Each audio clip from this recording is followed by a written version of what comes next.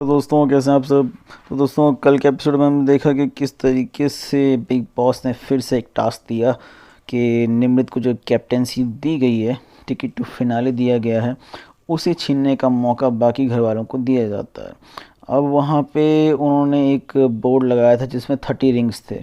30 में से 10 रिंग निकालने थे, यानी कि 10 मुद्दे आपको रखने हैं। और मुद्दे अगर घर वाले मानते हैं, आपसी सहमति से आप निकाल सकते हो। बट 10 मुद्दे कैसे बनेंगे, आपसी सहमति कहाँ से बनेगी? 10 मुद्दे होने भी तो चाहिए। एक रिंग तो बिग बॉस ने खुद ही निकाल दी कि निमृत इंग्लिश में बात करती है। उसके बाद प्रियंका और टीना की जो बातें थी वो घर वाले सुन नहीं रहे थे।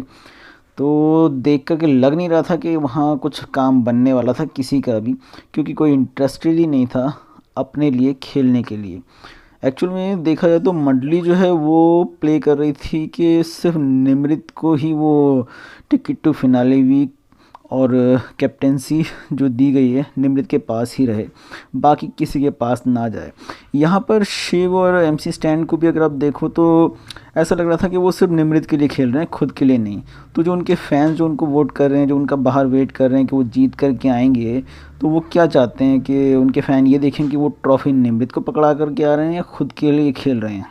ठीक है, अच्छी बात है, आपको दोस्ती निभानी है, क्योंकि दोस्ती है तो निभानी अच्छी बात है। आपने दोस्ती बनाई है घर के अंदर, बट इसका मतलब ये तो नहीं है कि आप अपने लिए खेलना ही बंद कर दो। आप सिर्फ अपने एक फ्रेंड या अपने दोस्त के लिए खेलो, या किसी इंडिविजुअल मतलब किसी तरीके से इंडिविजुअल खेलने की जगह, अपने लिए खुद के खेलने की जगह दूसरे के लिए ही खेलते रहो।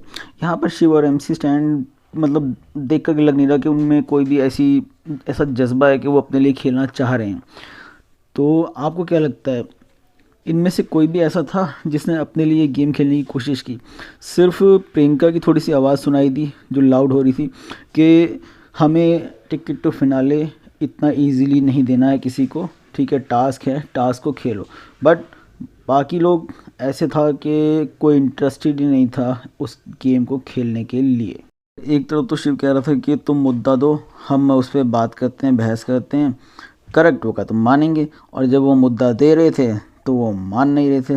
तो देखा जाए तो मंडली के पास खुद तो कोई मुद्दा था नहीं रखने के लिए, और जब सामने से टीना, प्रियंका या अर्चना ने कोई मुद्दा दिया भी तो वो उन्होंने माना नहीं। तो यहाँ कहने का मतलब यही था कि एट द एंड टास्क वहीं ख़त्म होना था और बिग बॉस ने बीच में वही किया। तो आपको क्या लगता है यहाँ कौन अपने लिए खेल रहा था और कौन नहीं? कमेंट करके बताएं।